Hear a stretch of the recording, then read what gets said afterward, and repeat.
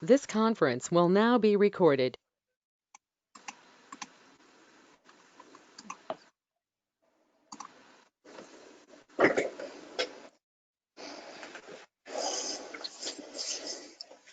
Lindsay, this what I'm bringing up is the county stuff. I can't get to the our notice on here for some reason. Oh, wait a minute.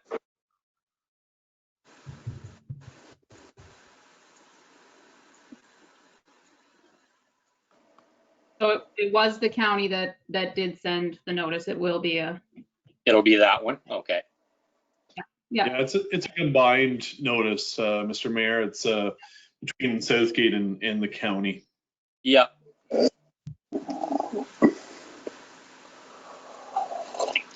Okay. Well, I'll call the meeting to order then. It's again electronic meeting, so you're gonna have to kind of bear with us a little bit because these are new and awkward, I think would be the best way to put it as we go through things. This is just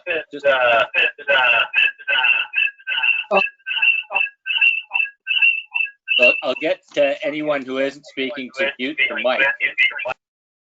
There we go. And we can go from there. So John, I'm just going to do a roll call before you go any further. Okay, good.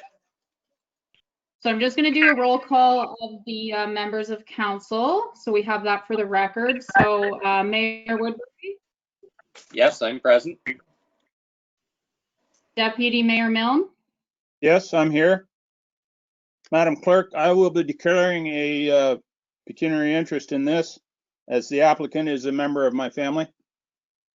Okay, thank I you. will not be participating in the meeting, although I'll remain to listen to the proceedings. Okay, thank you. Okay. Councillor Dobrain. Present. Councillor Rice. I don't believe I've seen him on the line. Councillor Shearson. Councillor Frew. Present. And Councillor Shipston. Here. Okay, thank you. So we're just missing Councillor Rice and Councillor Shearson. So you can go ahead, John. Okay, thank you. So the file that we're going to go through today is C1-20, and it is HY construction.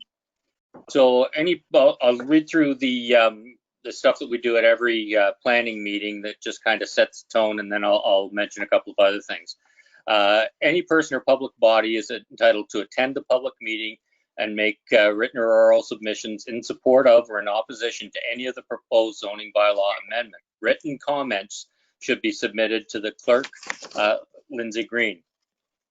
If a person or public body does not make oral submissions at the public meeting or make written submissions to the township or the county before the zoning bylaw is passed, the person or public body is not entitled to appeal the decision of the Council of Township of Southgate or the County of Grey to the local planning appeals tribunal. And in addition, they may not be added as a party to the hearing of an appeal before the local planning appeals tribunal, unless in the opinion of the board there are reasonable grounds to do so. So the only one we have today is again C1-20, and that's H by construction. So let me just,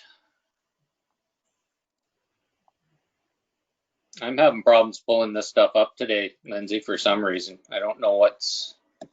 I can read the background if you'd like, John. Yeah, if you don't mind, that would really help. Okay. So like John mentioned, the application is file number C1-20, which is HY construction. The subject lands are concession 21, part of lots 2, 3, and 4 in the geographic township of Egremont. So the county has received a plan of subdivision application known as the Wilder Lake subdivision that proposes to create a total of 29 estate residential lots and 1 lot that would contain the existing golf buildings on the property. The site is to be accessed from Southgate Road 26 and would follow the existing internal road to the golf clubhouse. Further internal roads are proposed to be constructed to provide access to the proposed lots.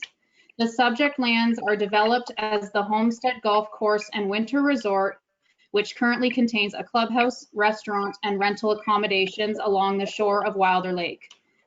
The intent would be to maintain the golf course use in conjunction with the proposed residential development. The proposal is to service the lots with individual wells and septic systems in accordance with the Ontario Building Code requirements. The effect of the zoning bylaw amendment application is to rezone the subject lands from recreational commercial zone with exceptions zone, deferred development zone, and environmental protection to the residential type 5 with exceptions, environmental protection, open space zone for the proposed stormwater management blocks, and the recreation commercial zone. 3 lots, being lots 5, 12, and 19, will require relief from the lot frontage requirements from the R5 zone. Okay, thank you. So no decisions will be made today. This is strictly information gathering. We'll go through the system, read out a bunch of things first. We'll have a presentation from the applicant, and then people will have a chance to ask questions or talk. So, and I have a list of people already signed up, and I'll call on you. No, I didn't do a recalibration. No, I did it. Okay. All right. So, may I please have confirmation from the clerk that proper notice was given in accordance with the Planning Act?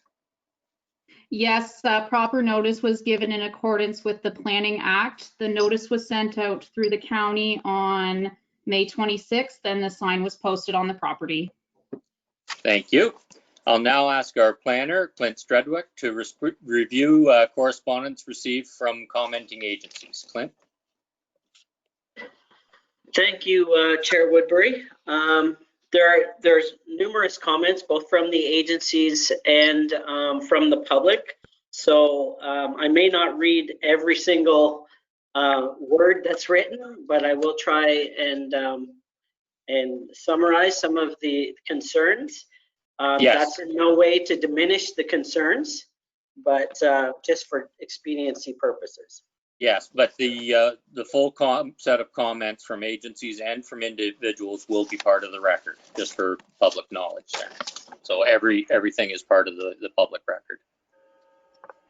Okay, so starting off, we had no concerns from Bruce Telecom, no concerns from the Blue Water School Board, other than they had requested conditions be added to the draft plan conditions.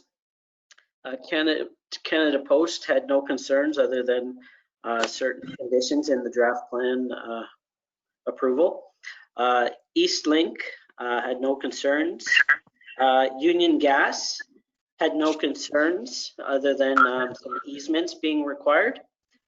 The historic Saugeen Métis had no concerns, and Hydro One had no concerns.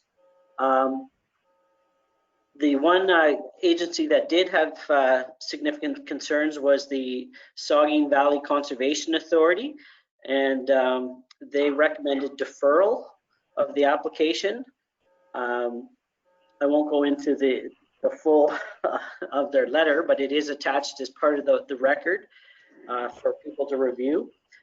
There were numerous concerns from residents. I will try and summarize those.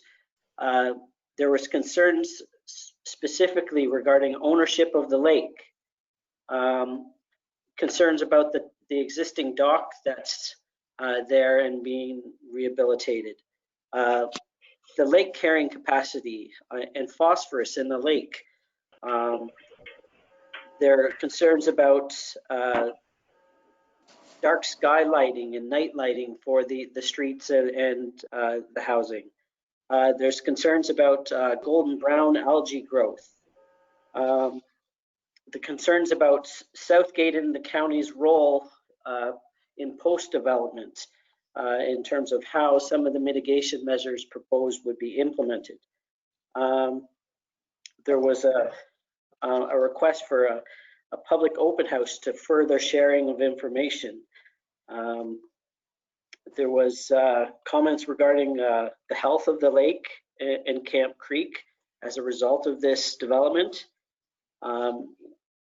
There was a concern about the recreational carrying capacity of the lake in terms of boat traffic and that sort of thing. Increased traffic from residents was also a concern. There would obviously be more residents in the area now.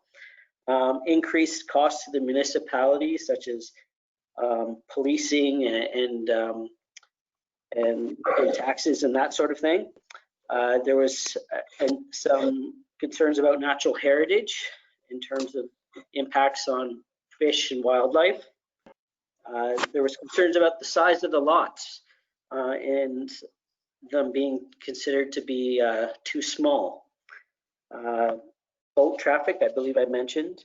There was a concern about gentrification and density of the development overall.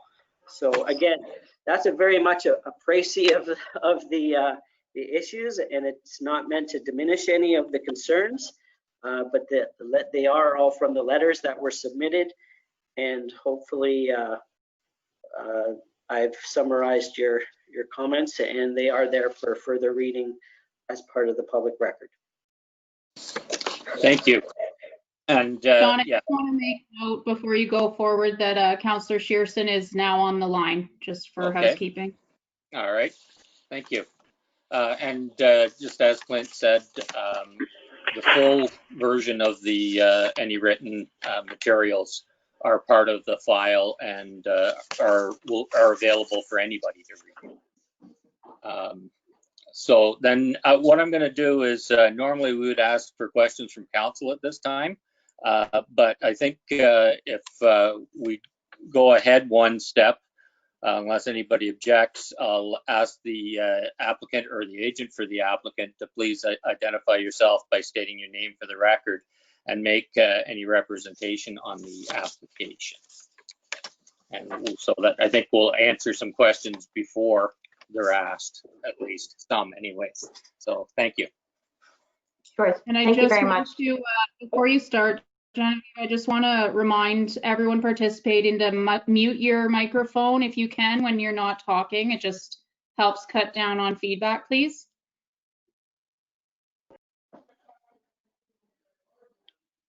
Thank you, everyone, and Chair Woodbury. For those of you who don't know me, my name is Genevieve Scott, and I work with Questa Planning Consultants. And can everyone hear me reasonably well? Yep. Okay, thank you. So Questa was retained by HY Construction to assist in processing the Planning Act applications that are required for the subject proposal. And today at my office, I do have Mr. Randy Bai, the applicant, as well as Ms. Sober of SAR Environmental to answer any questions after the presentation. And I believe Mr. Matt Nelson and Mr. Ian Erickson of GM Blue Plan are also participating remotely. And will be able to answer more specific questions related to their reports. At this point, I'd like to outline the subject proposal for council and members of the public and review the main technical studies and policy considerations which were required by the proposal. I'm going to try and get through a lot of information as quickly as I can. So I hope that we can hold questions until the end, and specific questions can be addressed by the particular specialist. So if we could go to the second slide, Lindsay, please. So just to provide a general overview, the subject lands are located at 263512 Southgate Road 26. along the western shore of Wilder Lake, about 15 kilometers northeast of Mount Forest and about 6 kilometers southeast of Durham. The entire property is about 50 hectares in area, and the section that's proposed for development is approximately 21 hectares, or about 52 acres. The property is currently developed as the Homestead Golf Course and Winter Resort, and it is the intention of the applicant to maintain the golf course use on the lands in conjunction with the proposed residential development. However, the rental cottages that are along the shoreline will be removed. In addition, the associated servicing infrastructure with those cottages will be removed. The majority of the property is grassed, and it has some naturalized areas along the lake and Camp Creek, which is located at the north portion of the property. The topography is undulating, and it slopes generally east to the lake and north to the creek. So in regard to surrounding land use, the property is bounded on the east by Wilder Lake, to the north by Southgate Road 26. And curving north and then east along the Wilder Lake frontage is a mix of seasonal and permanent residential development. South of the property is agricultural and forested lands, as well as west of the site, there's croplands and a forested area. So next slide, please. So this is the general plan of subdivision, and I'm just going to take you through some of the elements of that. As I indicated, the proposals on the east half of the subject lands, and it takes up about 20 hectares in area, and it's for 29 residential lots. Access will be from 26, and it will follow the existing internal road to the clubhouse, and then east to the lake, south along the lake, west along the parallel to the southern property boundary, and then a loop back to the north. The 29 lots will be developed along both sides of the road frontage, and the smallest lot is just over an acre, and the largest is just over 2.5 acres. They will be serviced privately with drilled wells and septic systems, and these lot areas are quite sufficient to accommodate this type of servicing. There'll be 3 open space blocks and grassed swales that will be used in the design for stormwater management purposes. And the 3 open space blocks will contain 3 retention ponds. And the swales will provide for preliminary infiltration as well as filtration of the stormwater. And the internal road and the stormwater infrastructure will ultimately be assumed by the township. The site is going to be developed in 2 phases. The first phase will include the internal road from the entrance east to the lake, and then the portion of road that will be parallel to the lake. And the lots on both sides of this frontage will be included in that first phase, and all stormwater infrastructure will be included in the first phase as well. The phase 2 will complete the loop and include the remainder of the lots. We have proposed an access easement on lot 6, which would permit subdivision landowners to access the lake via the existing dock. And residents will also have the use of the golf course trails for recreational purposes. And this helps implement some of the upper tier and lower tier policy in this regard. We can go to the next slide, please. So with respect to current policy, as well as the required approvals, the majority of the site is designated as inland lakes and shoreline area in the upper tier official plan, and inland lakes in the lower tier official plan. And on this slide, I've only shown the county of Grey designations because the local official plan pretty much mirrors what is in the county plan. There is a small portion, as you can see on the southwest corner, which falls within the rurally designated lands in both of the plans. And there's hazard land, which is a designation along the creek and the lake. There's some mapped constraints on the site, which are significant woodlands, which are also along the lake and creek. And there's an aggregate resource that is on the property and south of the site as well. So if we could have the next slide, please. So as Lindsay had indicated, the site does have a split zoning with a C5-45 zone representing the existing golf course resort use, and there's an environmental protection zone that reflects the surface water features. So in addition to the draft plan of subdivision, we will be requiring a zoning bylaw amendment. And I've shown you here a draft that we have created for discussion purposes with planning staff. And what this shows is a zoning from C5-45 to a residential 5 zone. The stormwater blocks will be zoned open space, and there will be an environmental protection zone as well in the north section, and an EP with exceptions along the shore, which would permit non-habitable development in this area. So no houses, just accessory structures. Next slide, please. So to permit any approval under the Planning Act, a municipality has to have regard for provincial interests, which are outlined in Section 2 of the Planning Act. And these are expanded upon in the provincial policy statement. And then the provincial policy statement is implemented through upper and lower tier policy documents. And each application has to remain consistent with these provincial interests. So in order to address all the policy requirements, there were a number of technical studies which were required. There was an environmental impact study by SAR Environmental, a hydro-G report and servicing study by GM Blue Plan, a stormwater management report, the draft plan itself, an archaeological assessment, a visual impact assessment, and an opinion on the aggregate resources on and off the site.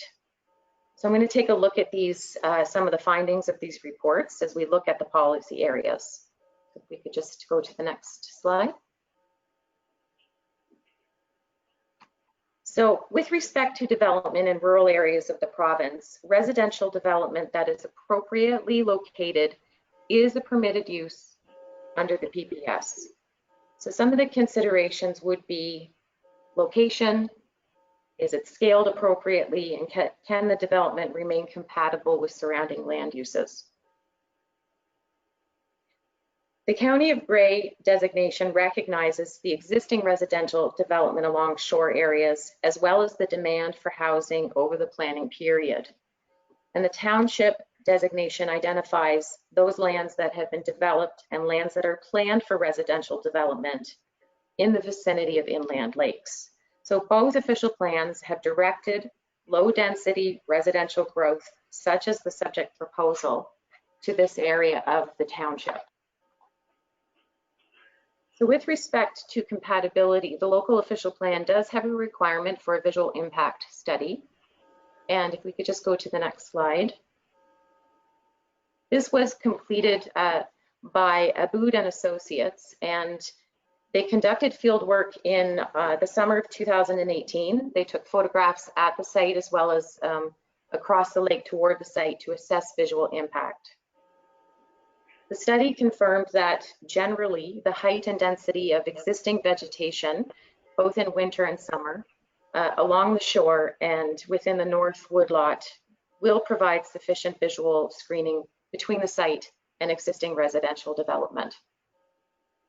There were some recommendations that you can see. Gaps in vegetation should be infilled.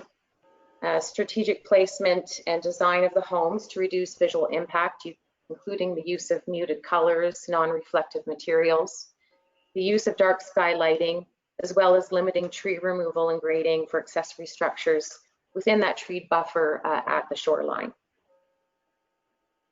And architectural guidelines could also be considered as a draft plan condition if required. Next slide, please. So another requirement of all the policy documents is that natural heritage features and functions within the study area are reviewed to ensure the proposal does not represent unacceptable impacts to these features. SAR Environmental prepared the environmental impact study as part of this requirement, and there were multiple surveys conducted in 2018 with follow-up in 2019. There was also 1 or 2 site visits in conjunction with Conservation Authority staff. Results of the fieldwork identified significant wildlife habitat, and this included some forest interior breeding birds immediately south of the site, barn swallow habitat northwest of the site, fish nursing, amphibian and dragonfly breeding grounds in the northeast pond chain, snapping turtle habitat at that pond chain, and there was 1 butternut along the shore. We could just turn page, please. So the recommendations in order to avoid any impact on these natural heritage features were that development setbacks be established from the barn swallow habitat, the northeast pond chain, and Wilder Lake, an installation of a culvert on the internal laneway, which has actually been completed, and enhancement plantings for nutrient attenuation and shading near that pond chain. No disturbance in bird breeding season unless the area is cleared by an ecologist, and sediment and water quality controls during construction. And Ms. Sober also required the use of dark sky lighting throughout the site, which will be implemented. So all of the recommendations have been implemented on the site plans and will be included in the subdivision agreement and amending bylaw. Next slide, please. Another very critical component of this submission was the completion of a hydrogeological report and servicing study.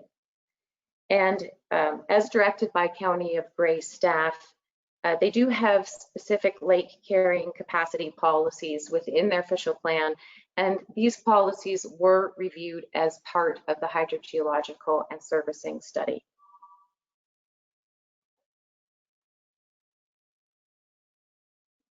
When the hydrogeological study was being completed, the authors of the study did speak with the project ecologist and reviewed the stormwater management report as well. So they took a look at everything in a very holistic manner while they were reviewing the site. Next slide, please. So with respect to the wells and the water resource, a high yield was confirmed through the pumping tests. There were 3 on-site wells that were subject to the tests, and the yield was confirmed to be quite high. In fact, the estimated yield from just one of the wells was expected to be higher than the full demand for the entire subdivision. So in terms of if the wells are being installed in the deep overburden or the bedrock, there will definitely be sufficient long-term yield to support a single home. Water quality was also looked at, and there was some samples which were tested, and this raw groundwater met health-related criteria. As an added measure, the servicing study did recommend water treatment and a filter to address water hardness. Next slide, please. With respect to groundwater impact and the servicing assessment, there were 6 monitoring wells that were installed on the site, across the site at about 5 meters below ground surface and to 7 meters. And the background review, as well as this on-site water level measurement, confirmed that the shallow groundwater flow on the site is westerly toward Camp Creek.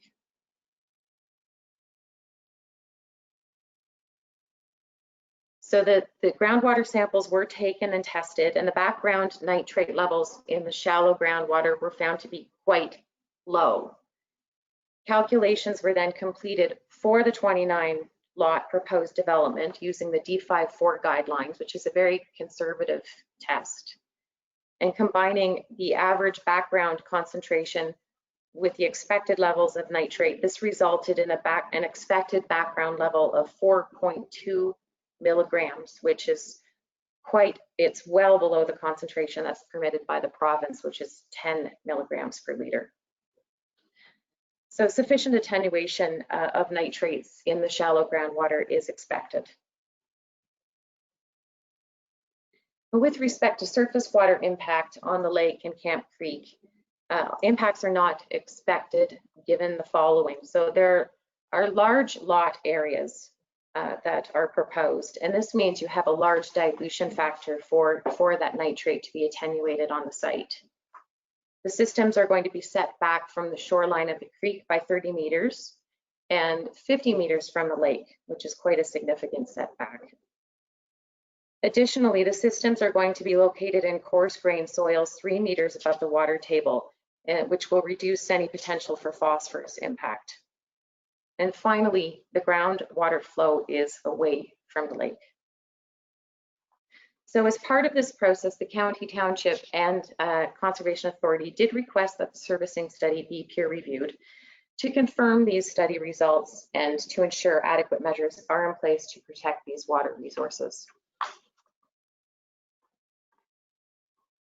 Next slide, please. Stormwater management is another key policy consideration.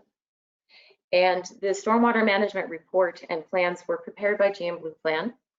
And the preliminary site inspections confirmed that under existing conditions, there are generally 4 outlets, which is Wilder Lake, Camp Creek, south, off-site, overland, and some infiltration into low-lying areas. Just next slide, please. So there was study criteria established by the Conservation Authority, and this included the following, which was total post-development flows just discharging from each outlet, as well as the property as a whole, are to be attenuated to less than or equal to existing conditions. They wanted us to use the existing outlets as much as possible, and they wanted enhanced water quality. So they wanted 80% of total suspended solids removed prior to discharge from the site. So the proposed design, it proposes 3 ponds for the stormwater attenuation and quality treatment. Block 30 and 31 ponds are designed to be dry ponds with the overflow outlets to the lake.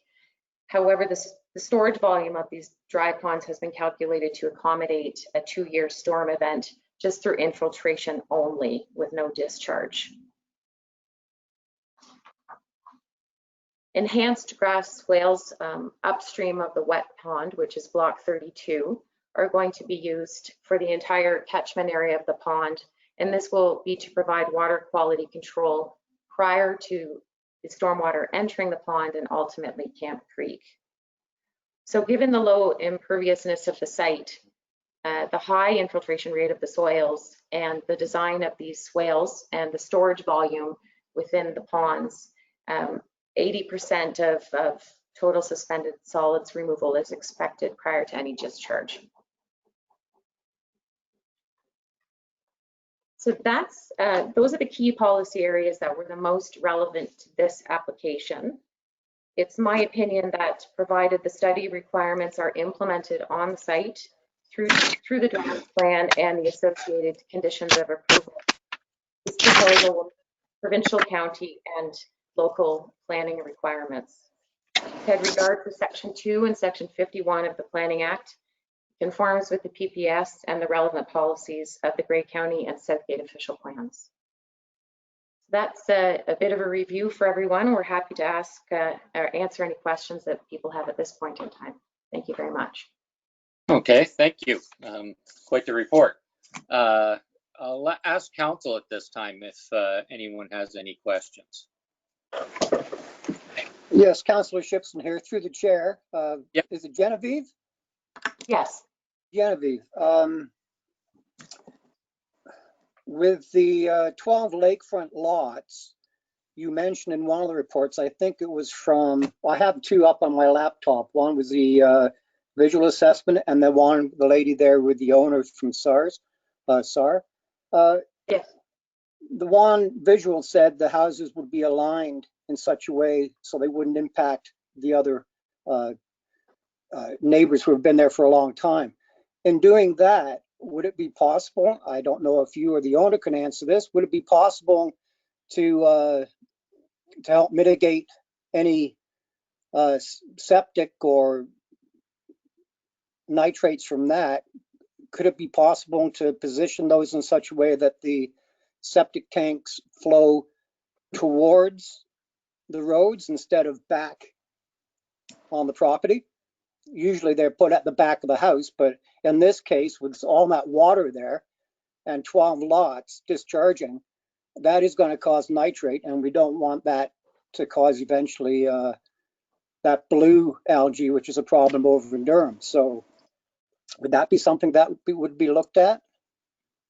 Yes, thank you for the question. At this point in time, yeah, if I know that the draft plan that I have up in my presentation is pretty tiny, but if you have a chance to take a look at it at a large scale at some point in time, what GM Blue Plan has proposed is that along those lake, the lots that are closest to the lake, the septic systems are actually at the front of the property by the internal road and set back from the lake. So the requirement that of the HydroG study is that they stay at least 50 meters from the lake.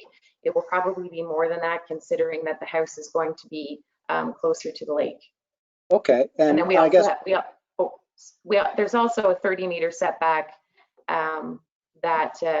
where the tree buffer will be retained too. So yeah, I'm looking at that on the SVCA site. There is that quite definite line where the tree line is.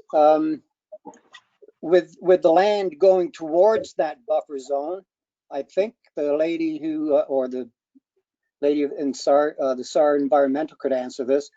Would they be willing to, as it's stated in their report, to tier that landscape towards that 30 buffer so it wouldn't be a flow right away with the water from a good thunderstorm and nitrates, and these people are sure going to put pesticides down on their nice lawns. It's to be expected. They're estate homes, right? So would there be something for those 12 lots to mitigate that, like tiering it and landscaping? Well, I'll let Linda speak specifically to that, but just one quick thing. We did have a discussion about that about a week ago while we were sort of preparing for this meeting, and I had asked Linda at that time, is there something that we could add to the site plan conditions in terms of further attenuation?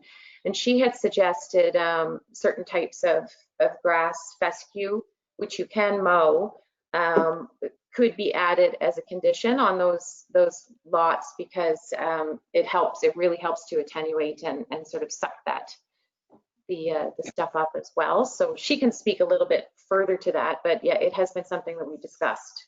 Okay, thank you. I'll just let her speak to that. Sure, thank you. Hi, I'm Linda Sober from STAR Environmental, and yeah, the rear lots from the houses will be set back a considerable distance. The septics, as you've heard from Genevieve, would attain a 50-meter setback, and the homes would be a 30. Also, it's principally for about 8 of those lots. The grass that people would not be clearing outright all areas of the rear lot, because there's going to be a split area there where they have to retain some of the foliage and trees along Wilder Lake. But there's a provision that can be added to the subdivision agreement for the fescue that Genevieve mentioned, where it doesn't in any case take up that much fertilizer and nutrient, and there's much less maintenance involved with it too from a lawn mowing perspective. Thank you. Okay, thank you. Yeah, John, I have other questions, but I'll give somebody else a chance. Barb, Jim, Michael. Okay. Anyone else on council have any questions?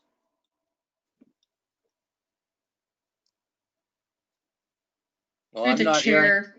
Okay. Yep. Go ahead, Barbara. Just through the chair, we have another opportunity. I'd like to hear. We've got some more presentation to come. I think some of my questions will be responded to. Okay. Thank you. Yep. Go ahead then, Martin. Yeah, perhaps this is for Mr. Bai. They're keeping the golf course, obviously. I was just wondering, your plans, is that going to be a private membership only?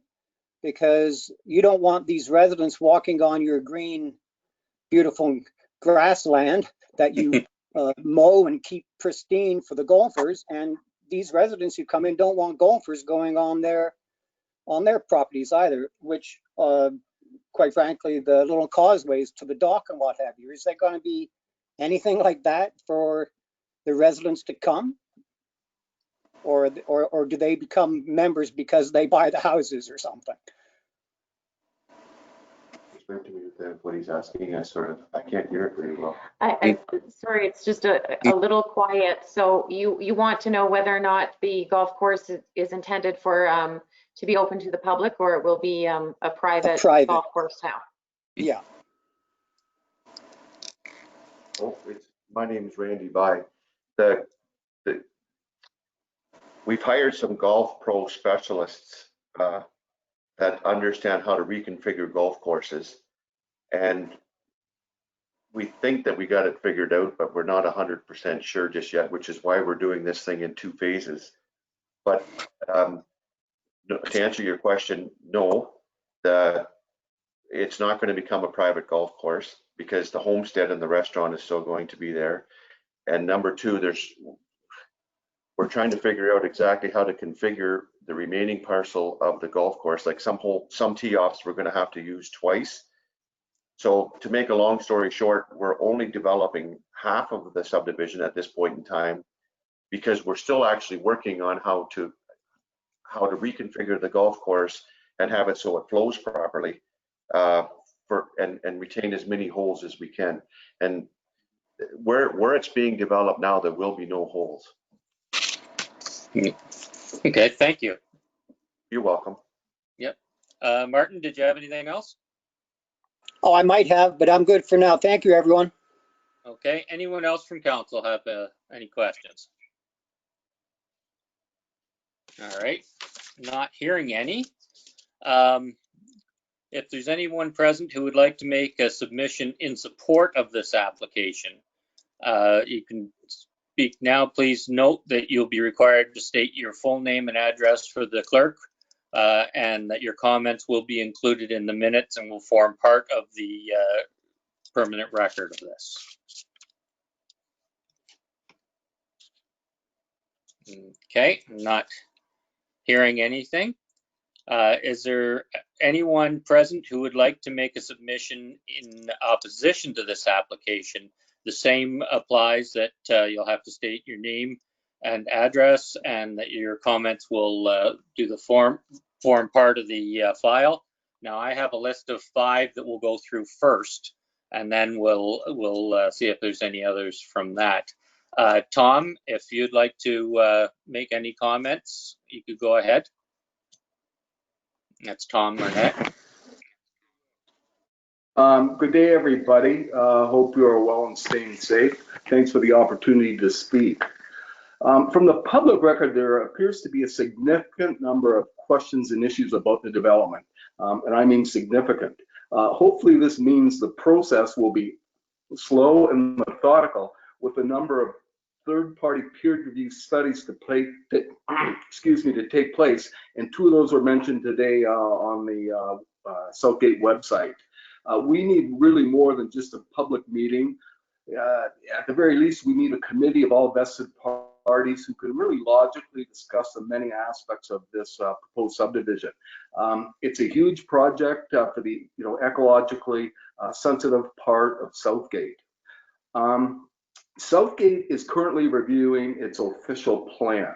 And Wilder Lake is vaguely mentioned, yet is a key recreational and physical feature of Southgate.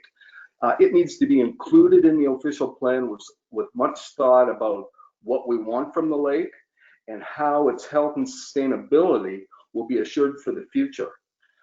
Before I think any of this application development move forward, the lake needs to be part of that official plan.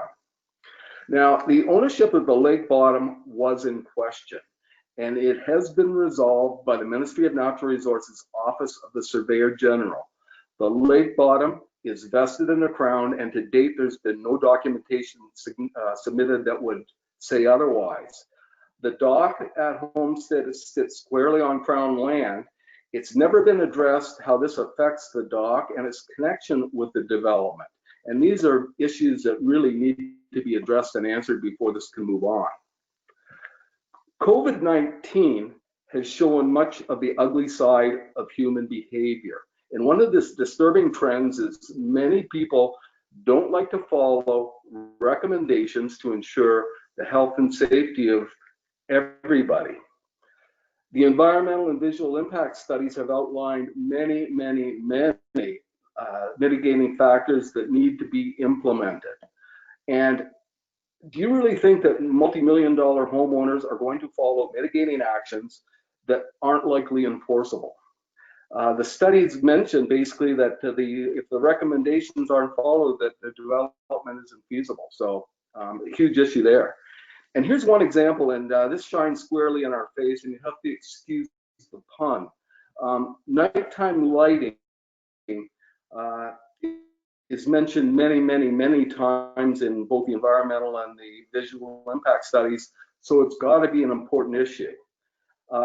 Since late 2019, the clubhouse has had excessive illumination that spreads a terrible glare and produces a light dome that's visible far and wide.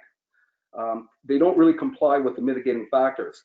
When asked twice about these lights, the owners said it was for the safety of the customers. Yet these lights have been on all night, every night since late 2019, and even during pandemic closures. The owner has spent a lot of money on studies. He knows the issue, yet he hasn't even followed his own recommendations. So why would any new homeowner do the same? And I can just imagine the thinking for homeowners. It's dark here in the country. I need the bright lights for safety and to keep wild animals away.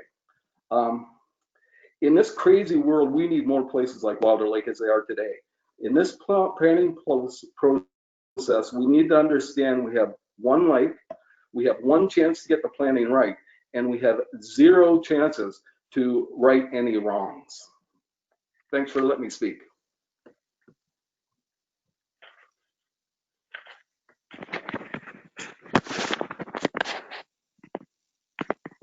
Sorry, thank you. Thanks, Tom. Heather, you're next. Wonderful. So good afternoon, everyone, council members, ladies and gentlemen. And again, I thank you for the opportunity to speak. As I reflected on what I wanted to address, I had to ask myself, where do I start? There's so many questions, concerns, mitigating factors to be addressed, and I'll try to keep this to a few minutes. My first concern will address the rezoning. What is the reason for 29 lots? Unenforceable mitigating recommendations is why we should not be extending lot boundaries into hazard lands or rurally designated areas. In the lakes designated area should be sufficient for this project if it were to proceed. If the planned subdivision application was redesigned, there would be no need for R5 special rezoning. Again, I have to ask, why 29 lots? Lots 5 through 12 would have direct access to the lake with EP designations.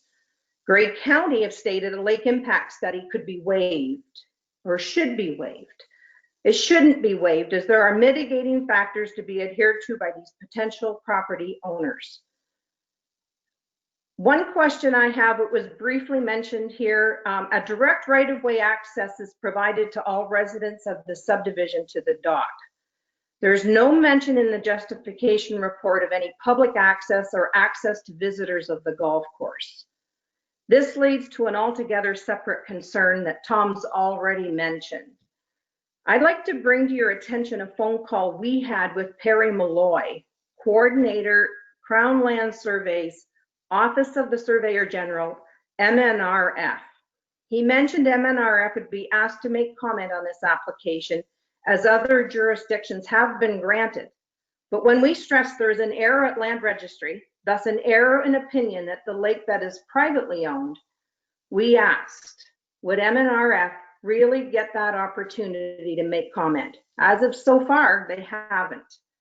He agreed with us, and until this is corrected, MNRF has, and if they've been given the opportunity to make their comments on this proposed subdivision plan, final approval cannot be granted.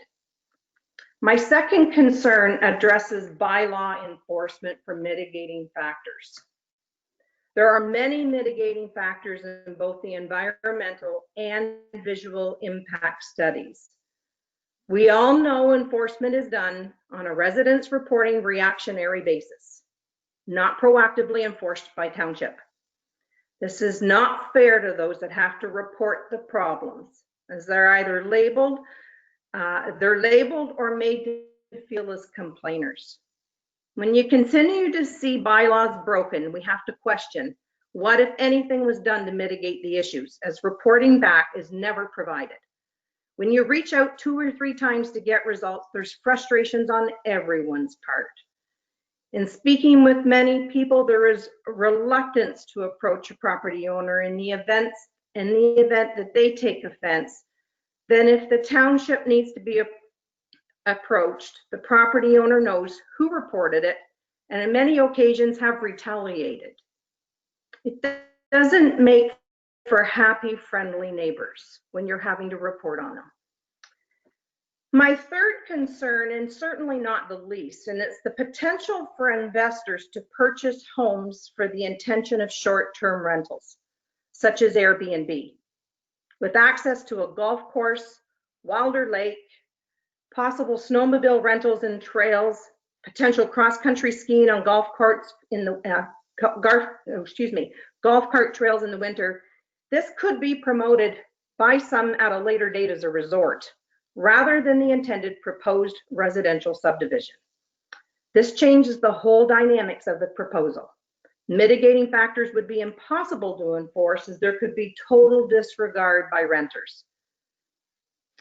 Part of the plan suggests 3 existing cabins and outbuildings would remain on the northwest corner.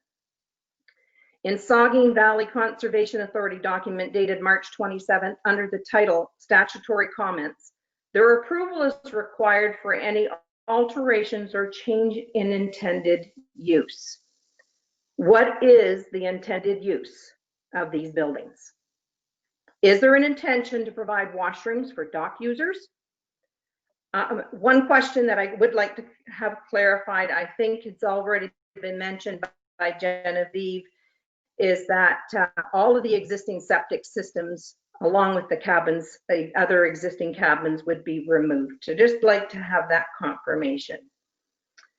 I'm going to comment as well and question the golf course again. I had already addressed this in my presentation, is that there hasn't been clarification on the golf course, whether it's going to remain as 18 holes or 9 holes. There's been rumor from a very good source that it's going to remain as 18. That could have a very significant impact on fertilizer runoff with the addition of 29 lawns. With the comment that Randy has made that they're not sure of what that's going to look like yet, I don't believe this subdivision plan can be approved until we know what that's going to look like. It needs to be satisfied before you start digging in the ground and having this approval, because it can have an impact down the road. In closing, we've heard comment before that this lake is here for everyone's use. It's not just ours. I'd like to stress we agree with this comment, but if we don't take care of this lake, it won't be here for anyone's enjoyment. We're speaking out for the long-term future of this lake. And no, we're not being selfish with our concerns. We're speaking out for your children, your grandchildren, and all residents of Southgate to protect this little gem. Thank you. Thank you. Clint, if I can get just some clarification from you. The golf course portion, is that involved in the rezoning area? Like, I don't think, is that covered by this meeting, or is that on property that's outside of the boundaries we're talking about?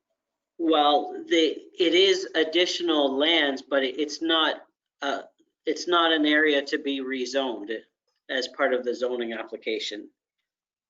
So it would be that this application would basically be taking a chunk of the golf course away, and then the remainder of the golf course lands would remain as is and aren't touched by this application. So what I'm getting at is that something that we can comment on, or is that outside the scope of this meeting or application? It's the extra lands in terms of what's going to happen with those is not really part of, in my opinion, isn't really part of the scope of the subdivision application. It could decide to reduce its scale and not have any golf course there. It's kind of speculation at this point. Right now, it's making itself more difficult to go to stay as 18 because it's removing a number of holes. So I think it's fair to say that those lands are outside of the subdivision area. Okay, yeah, because what I just wanted to confirm was when a decision is made down the road, is what's happening on the actual golf course that's being left there, is that something council can take into consideration or not?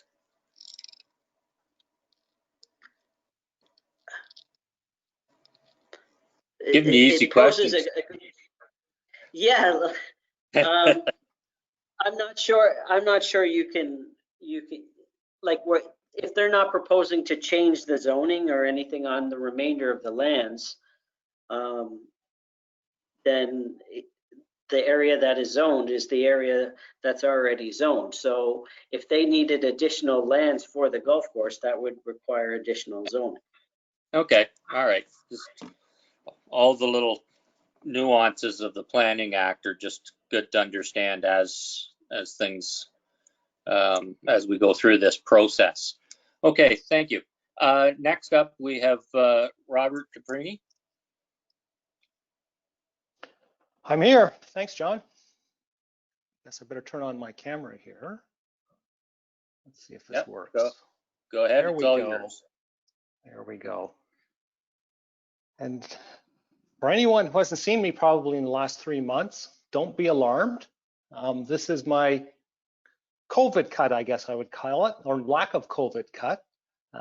My hair tends to get really curly when it gets long, and I've been unable to get to a barber. So, but I think, John, I think you upstaged me anyway. I wasn't expecting your beard, but I think you've upstaged me.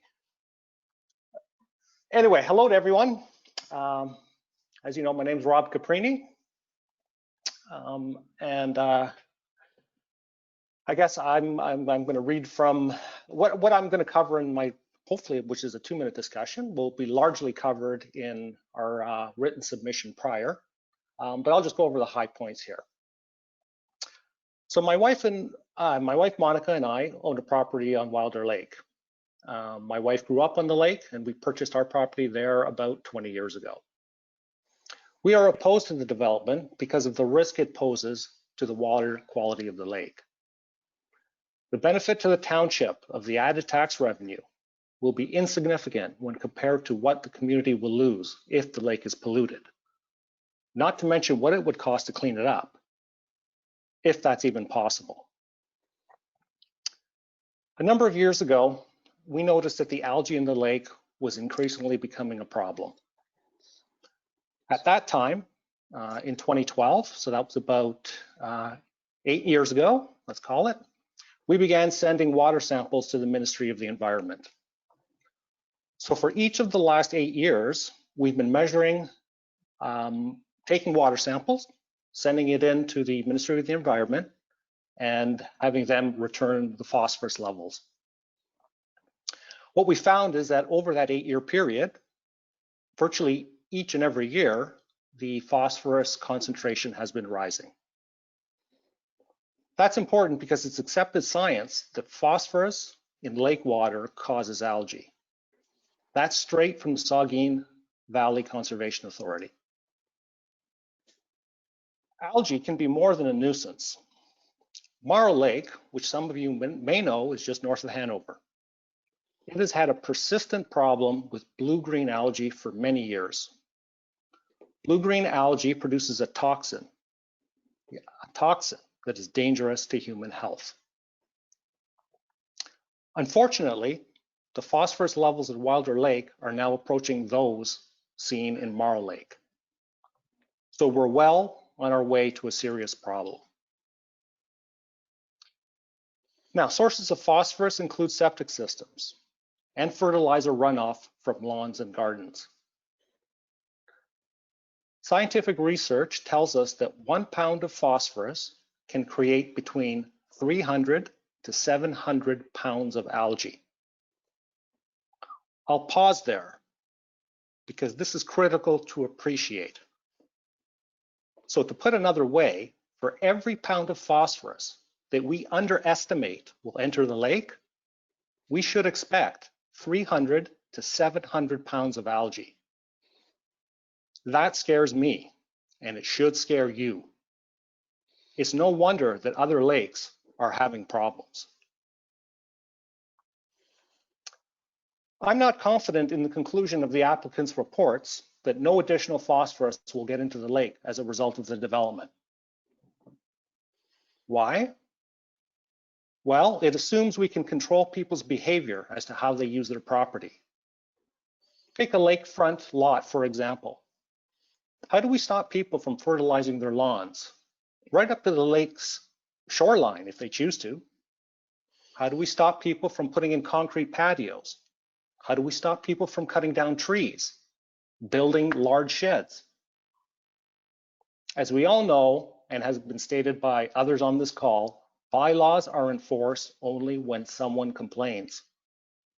How many of us would be willing to report on our neighbors for any of these things? And although you can find somebody for cutting down a tree, the tree's still gone.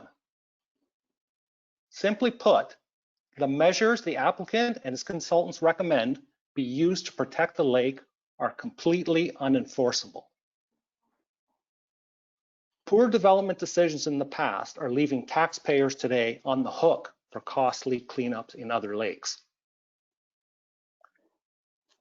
For example, it's estimated that it will take $37 million to clean up Lake Simcoe's algae problem due to phosphorus. Closer to home, the municipality of Brockton contributes to the ongoing testing of Marl Lakes for blue-green algae because they acknowledge that bad development decisions in the past contributed to the problem. Why do we think a development on Wilder Lake will be different? The definition of insanity is doing the same thing over and over again and expecting a different result. No matter how I look at it, the risks far outweigh the rewards. This development, as proposed, should be rejected. Finally, for the community to have a voice in how the lands around Wilder Lake are developed, residents need to let the township know their views. And for that to carry any legal weight, if you have not had an opportunity to speak at this meeting, it needs to be in writing in the next 20 days. No matter what is said here, the only way that this development will be stopped or even modified is if the community demands it. Thank you very much for your time. Thank you. And you're absolutely right. It doesn't matter whether it's this application or any applications, we need to hear about all sides of things so that we can be more informed. So thank you. Tori Runyon, you're up next. Hi, can everyone hear me? Yeah, Yep. You're good, Tori.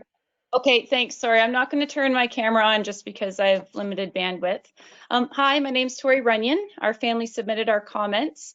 I'll assume the community letters have been read, so I won't revisit those points. And I'm just trying to make sure I don't repeat myself because I know other people or repeat the points that have been said.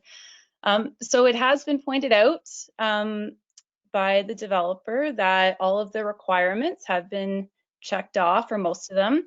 But unfortunately, lots of poor development decisions have been made just because they happen to meet the standard that's outdated or isn't reasonable for the specifics of the situation. For me, my sole concern is the integrity of the lake. So for me, it just seems, it's very strange to me that of all the studies submitted, all of which are important, that there isn't anything that specifically addresses the carrying capacity of the lake or its ability to sustain itself with this increased demand on the land. If anything, I think this is the most crucial point. All I can picture is 29 homes, 29 sewage, garbage, compost, water use, detergents, the road salt runoff, the decrease in root systems for nutrient absorption in such a small, concentrated area next to a very small, very vulnerable, shallow lake. And even taking a step back, bird's eye view, down the road, we've got the landfill. And down the other road, we've got another housing development, and the other way, Marshall Heights.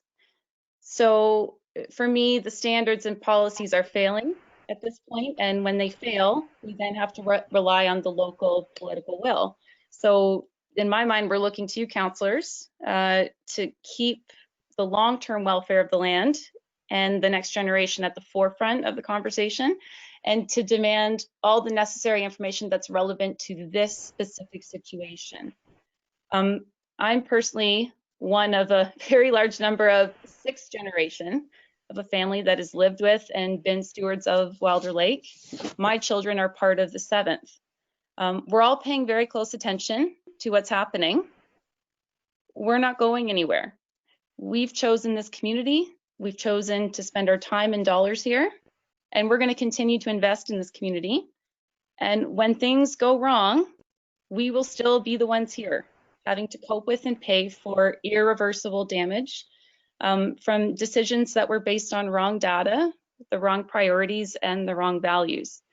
And I mean, I want to say, as much as I am sure that those wanting this plan to move forward are doing so with positive intentions and with the mindset that this is a good plan, just looking at the deterioration of similar lakes because of development, recent history, and the current science just shows that it's not. It's simply building a bigger risk into the equation, and especially with the biggest question left unanswered. It wasn't that long ago, really, that areas around the lake were classified as environmentally protected and zoned to protect it from residential development. So it's amazing how quickly we forget the reasons behind these decisions. I'll wrap it up. My parents' generation had to present these same arguments against development on this same lake 25 years ago. It's kind of exhausting to everyone that it has to be done again, especially when there's even more evidence that this lake is particularly vulnerable because of its qualities. A rural community like ours, it survives on the health of the land, and it should not prioritize the lake's health over tax dollars. I'm not against development. People need places to live, but our township is lucky in that it has natural spaces and it has spaces that are already set up with the infrastructure to absorb this urban sprawl. It's not here. It's not at the lake. It's not appropriate. So just to wrap up, just my concerns are solely based on the health of the lake. There's a big gap. There's no information showing about that the health of the lake can be sustained. There's nothing talking about its current state. From my personal boots on the ground perspective, I'm swimming through blooms of algae I never had to as a kid. We are kayaking the shorelines multiple times a year to pick up the increasing garbage. There's never used to be seagulls at the lake, ever. Last week I counted a flock of 80 floating in the middle for their daily float, leaving their crap and adding extra nutrients into the water that the lake now has to handle somehow. So you've got an increase of food waste accessibility, the landfill down the road. I guess the big part is we seem to think that we've always got it all covered. And there's always things we haven't thought of There's going to be future decisions made that will impact this indirectly and in major ways. So thank you very much for your time. But in conclusion, it's too many permanent people in too small a space. And it's in such a vulnerable area. We've already seen such changes with minimal changes, with factors that aren't even in our control. So please build protection, not vulnerability, into our few remaining natural spaces. Thanks again for your time. Thank you. Adam Caprini, you're up now. Thanks, John. Hopefully everyone can hear me. So my name is Adam Caprini, and I'm Rob Caprini and Monica Caprini's son. As Rob mentioned, my mom, Monica, has been on the lake for most of her life, and I now own the property that she grew up in. So I have a long vested interest in wanting this lake to survive, to be healthy, and to remain the way that I remember it as a kid, with crystal clear water and a beautiful place to go and to swim. As Tori mentioned, we've been seeing that over the years, without any development, or I would say limited new houses on the lake, a substantial increase in the amount of algae and loss of clarity in the water, and something that we don't really know what's causing it, why we're getting substantially more phosphorus. And so when I read the plans and tried to understand how we were going to make sure that the lake was going to be protected, I struggled, because I'm not an expert in it, to understand how these hydrogeological surveys work and how they're going to guarantee that, if we've struggled with half the number of lots that are proposed here to keep runoff out of our lake, how are we possibly going to do it with 29 more? And I leave that to the experts. There's obviously people who have looked at it, and as Tori mentioned, I believe they have the best intentions in mind to try and mitigate any risks to the lake. But from what I saw in the plans, I couldn't understand it. And when I read the Saugeen Conservation Authority's letter, I think they have some very valid concerns too. So I would like to throw my support behind a peer review of all these plans to understand and to make sure that we get it right, because the consequences, if we don't, are severe. That's all I have to say. Thank you. Thank you. So that's the list that I had. Did anyone else have any comments or questions?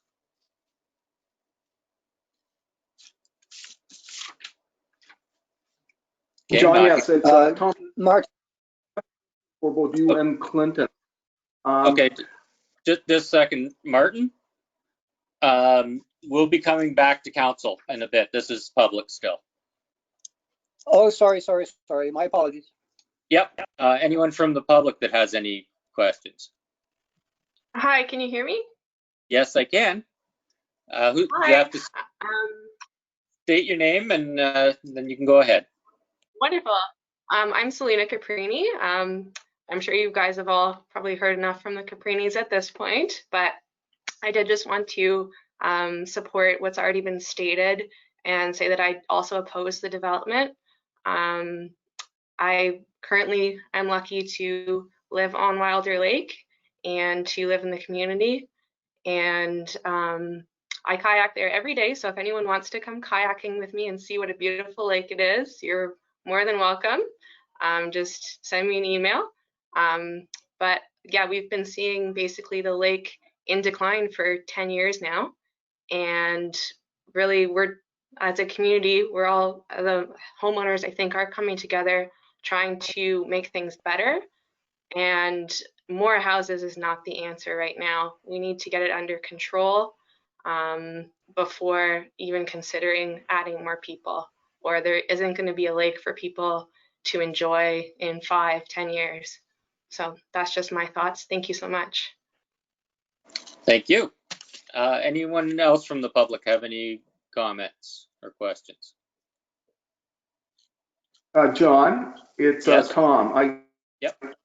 Question, actually, it's a question and a statement, and it's both for you and Clinton. Being somewhat, naive in the planning process, we're at having a public meeting now, and as I mentioned in my little statement, is that we need, a lot more than that. I was the one that even mentioned about an open house. I have like literally 40 questions I would love to ask, and this really isn't the time and the place to do it. Are we going to be given that opportunity at some point? And I know with COVID-19, face-to-face, 50 people in a room somewhere, it's not going to happen. How do we ask these questions that we want answered? And is that in the cards? And is that a part of the process? Now, Clint, you can correct me if I'm wrong, but to have like an open house type one meeting is not laid out as part of the process under the Planning Act. Although that's something that there's a possibility of how it could be done, and I'm not sure of the mechanism for that. And the other part with the questions is you can submit those in writing. Okay, and I actually comments, but there was in appendices, there was like literally 40 questions, and to date, I haven't had anybody get back to me and, individually answer that question. There were questions to the township, to the county, to the developer. There was all kinds of questions, and a big question of mine was about the lake ownership. Nobody from any of the levels of government has acknowledged the fact that what we pointed. What we pointed. Okay. Can I just address that? Yeah. I'll just add in for a second there, Clinton, then you can finish up. But at this point, it's an information gathering thing, and if questions have been submitted, they will be looked at. But it's all part of the process that we're going through now. So Clint, if you would go ahead. Yeah, so you're right, Mr. Mayor, that it is all part of the process. And when you submit things in writing, they all get put in a file, they're all tracked. And sometimes if we don't respond right away, it's not because we're ignoring the question, it's because we're trying to find out more information or answers. So whether that be referring it back to the applicant and saying, okay, there's been a question about the ownership of the lake. We would like you to go to the lawyers and investigate that. Or it could be a question about the lake carrying capacity of the lake. We may end up having to go back to the applicant and discussing that with them to get those answers for you. And then when we get enough answers to information to answer those questions, then we will respond back. So it's not, the township plays sort of like the middleman role, if you will, in that we try and get the information for you. If we don't have it necessarily, we do our best to try and answer those questions. So that's our take on that anyways. And it's not just the township, the county, Randy can chip in here if he'd like, but we definitely try our best to get the answers for everyone who has the questions. Yeah, that's great. That's exactly what we're looking for. That we just were worried about the council next week voting on whether to approve the application or not, and that's good information. And that's not going to happen, I can tell you that, because I'm the one who has to write the report, and that's not even a contemplation right now until I get more information. Yeah, just further to what Clint indicated, Randy here from the county. As Mayor Woodbury indicated, we're in the information gathering phase, and so with that, obviously we'll gather all the information, all the comments received today, all the comments received in writing up to this point. If we have answers to those questions, we'll respond to those. If we don't, like Clint said, we'll go back to the applicant and see if we can get further information in order to answer those. So that's the process, and of course, once we get to a point where we're able to provide staff reports to our respective councils, we'll hopefully be at a point where we've at least answered all the questions received to date. Thank you, Randy. Yeah, sometimes that can take a considerable amount of time, and on some issues it's pretty straightforward, but there's still time limit set that you have to wait that certain amount of time before we could even entertain voting on something. It couldn't be in a week or two. It's going to be a little while anyway. So is there any other comments or questions from the public?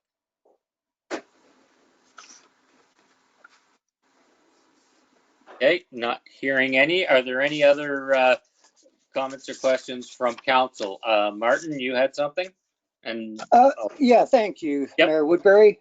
Maybe a comment that will cause more questions, I think. One of the comments that was made before the meeting started was the idea that the lots were too small. I don't know who put that information in, but it was mentioned. And I'm looking at SAR Environmental Limited's constraint map here, and it shows, I think they're using natural infrastructure really quite well in the planning. The waterfront lots, they want to put different types of plants to catch nutrients. They've got swales. Because the lots are so small, maybe Clinton could answer this. There's always a ratio of people to the acreage or lots that commands green space in any subdivision. I don't know much about that, but we hear about it. And there's lagoons here and swales that are catching water and overflow, but that's for water management. That's not green space. To make larger lots, would it be possible to have 6 through 10 or the lakefront lots become a common? Like in England, they always had commons for houses, and to make it part the green space that both the residents can use, plus the people who are coming in from to do golfing. That won't keep away 10 big houses from the lake, and it could be used beneficially to even plant more to keep nitrates coming out, because I did read about Marlin Lake and Hanover or Durham, and I certainly don't want to see the township pay $4 or $5 grand every year because of blue algae. So okay. Just one question for clarification there, Councillor. Yep. When you said create a common in front of these lots, are you talking about in the township ownership or lands in common for the residents? For the residents, a green space in the subdivision, isn't that what they do? Always have green spaces for certain sizes of. That depends. The open space that is, it's referred to as parkland. If the township needs more parkland in a particular area, we can require that. A lot of times we require cash in lieu of that parkland because we don't need a park every single place in the township. It adds more cost to trying to maintain all of these little parks all over the township. So that's different than having lands in common owned by the owners of the subdivision. That green space that would be for lands in common for the subdivision, it would be on title on each one of the properties. It's a different concept than parkland that would be owned by the township. And that's why I'm asking, could it be part of the subdivision plan for use? That's something to think about. That just alleviates the problem almost entirely. Because then on that roadway that is parallel to the lake, you could have another, what they call the nutrient attenuation swale going right along that one strip. And the people who live on the lake, you know, they would see that being done, and it Okay. could help everybody. Could help everybody. That's just a comment. As I said, more questions from it than anything. And I'm not saying it should be done, but it's something to think about. For sure. For sure. Okay. Thank you. Was that? Thank you. That's everything, Martin? Yeah, that's it for me. I can't think of anything else. Okay. Thank you. Anyone else from council have any comments or questions? Barbara Dupree. Okay, Barbara, go ahead.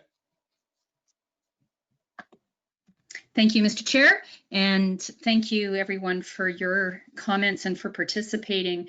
A lot of my questions have been already discussed, so I'll, like Airbnbs and the golf course, nutrient management, the mitigations, trying to enforce them, the already present algae in the lake, you know, what is being done to slow that spread before we add 29 more lots. But I guess the last questions that I have, based on some comments that have been made, has the MNR&F, specifically with regard to lake ownership, and the Department of Fisheries, as mentioned in the in Linda Sober's report, the SAR report, as well as I believe Saugeen Valley, have the Department of Fisheries and the MNR&F been circulated?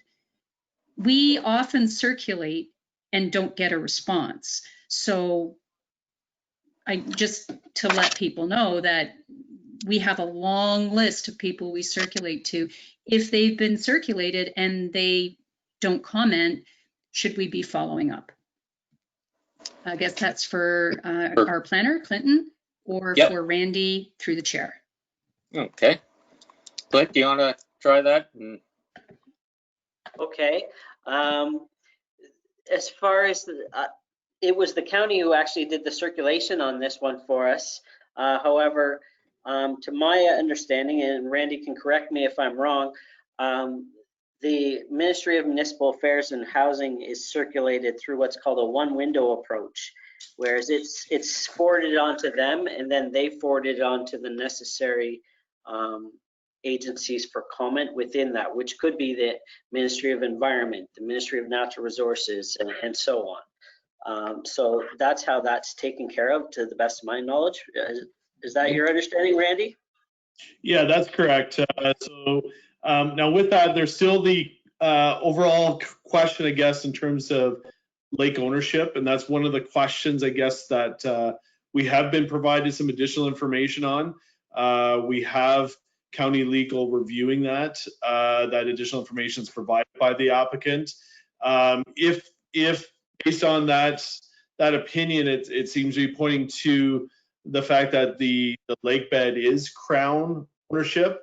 And if that is the case, then what we'll likely do is reach back out to Ministry of Municipal Affairs and Housing, just so that they're aware of that, and whether or not they would then want to seek any further clarification or comments from MNRF based on that new knowledge, so to speak. So we're still, that's one of the, I guess, areas that we're still looking for potentially some more information or just clarification on. So that is something that we'll be looking to follow up with specifically.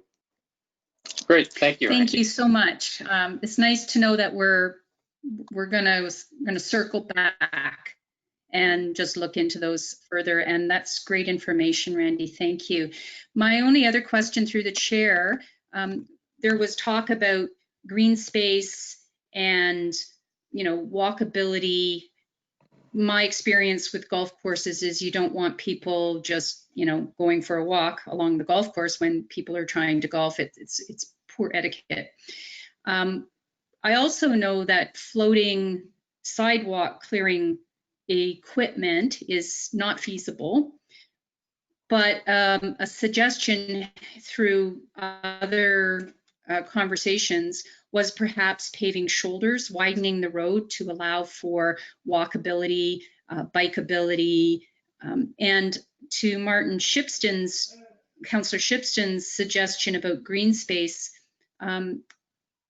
we're not sure, whether these are going to be retired people of, empty nesters, or if they're going to be younger families. Will there be any playground areas? We don't want people walking out on the main roads, obviously. So those are just some of my initial suggestions or comments, and thank you for the opportunity. Okay, thank you, Barbara. I don't know, the only other one was Michael. And are you still on the line? Did you have any questions? Yes, I am. Do you have any questions? Well, I see that they're going to remove 5 of the cottages down by the water. What are they going to do with the other 3 they're leaving by the water? Genevieve, do you have that? I'm just going to let Mr. Bide speak to that question. Sure. Thank you. Sorry, may I ask who asked that question again? I never caught your name. Oh, it was Councillor Shearson, Michael Shearson. Well, thank you so kindly for asking the question, because I've been biting my fingers here waiting for that one to come. Nobody's mentioned up until this point in time that there's 9 lots that we're proposing on the lake, not 12, there's 9. And all of the septic systems and wells from those are going to be back 50 meters or more, probably closer to 80, as Genevieve said.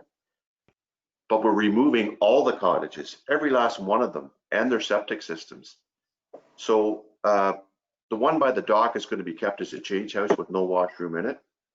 And if the washroom does stay, if a washroom does stay on it, it'll be pumped up to the higher level septic system that'll be on my house, which is lot 6 is where I want to build. But anyways, one of the things, like I've been in love with this lake since I was 10 years old, and one of the things that was breaking my heart was you'd walk around the dock and you would fall through it, and the cabins weren't being maintained, and there was a bunch of things that was really bothering me about this.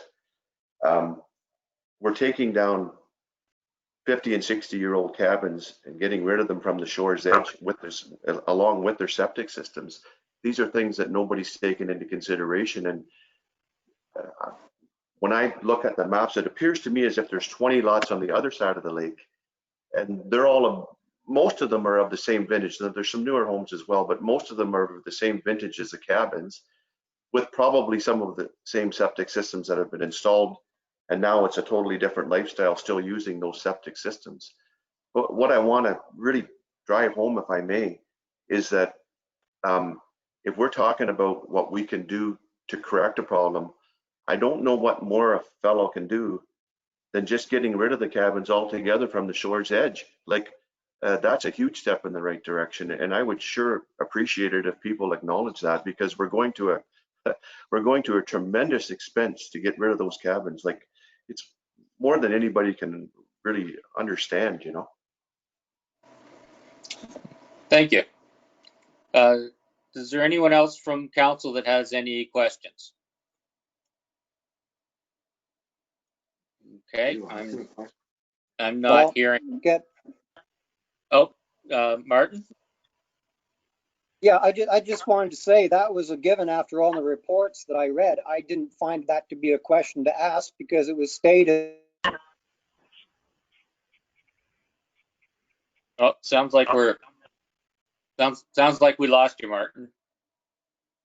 That they were all going to get ripped out, and it's public record. So I'm quite happy he's doing it, and I didn't ask the question because.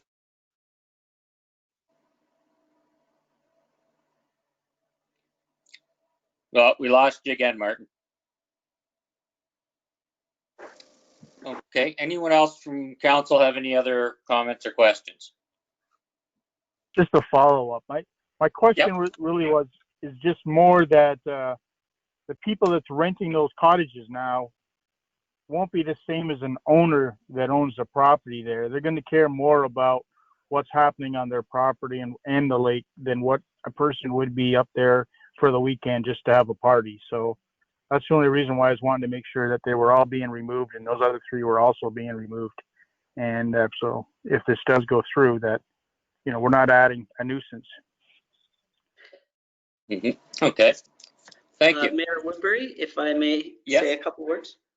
Yeah, go ahead, Clint. Just a couple things, comments from just now and earlier. With respect to bylaw enforcement, it's an anonymous process. So the township receives a complaint, and then from anyone, they don't even have to be near the site. If they've driven by it and have a complaint, they can make it, and then it's the township's duty to protect the identity of that person and respond to get it to a resolution. I heard a statement somewhere in there that the person gets identified and then persecuted in the neighborhood, and that's certainly not the township's practice. The second thing is that with respect to nuisances and this idea of short-term accommodation, we can actually stipulate that in the zoning bylaw as a permitted use or not a permitted use. So if we say short-term accommodation is not permitted in that area, then it becomes a zoning bylaw compliance issue, and it's much easier to enforce. Okay, thanks, Clint. So that ends this meeting. Any other comments or questions can be submitted through the planners. And I'd just like to thank Randy and his team for submitting a lot of information, and for all the residents that have had input. It's always better when we have input from all around. So from the process now, the planners will be going over the information and working with the applicant on trying to settle things out. And when that's done, then a report will come back to council. And there'll be recommendations. So it'll be a while to sort through some of the things, and we'll go from there. So I'd like to thank again everybody for participating, and we'll call this meeting adjourned at 2:37. Thank you, everyone.